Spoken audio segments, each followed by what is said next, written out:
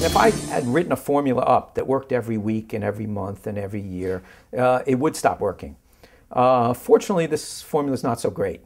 And there are, during explain that you can have years where it's not going to work. Right. So in other words, over the last 22 years, there have been 1-year periods, 2-year periods, and occasional 3-year period where the formula has not beaten the market.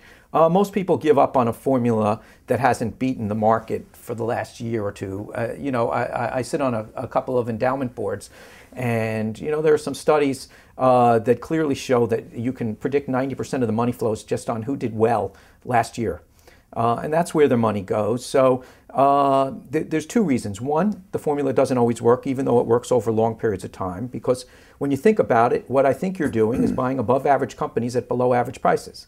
So you're buying above average companies only when they're available at below average prices. And that makes sense over time, just doesn't work all the time, doesn't work every year.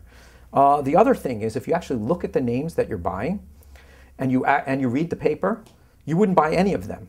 There might be construction and engineering firms now. Everyone knows the building boom's open. There might be pharmaceutical firms. We know healthcare reform, and the government might pay a little less so what for are the pharmaceuticals. What are the seemingly looking doggy stocks and industries now?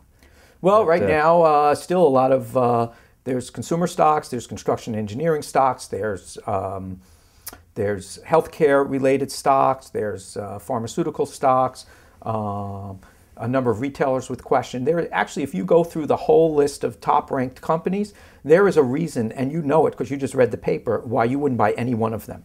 You could, and everyone would know the reason why you wouldn't want to buy them. So it's actually very hard to do. So the computer is telling you to buy these things that do get high returns on capital and are available cheap, but everyone thinks they're, maybe the future won't be as bright.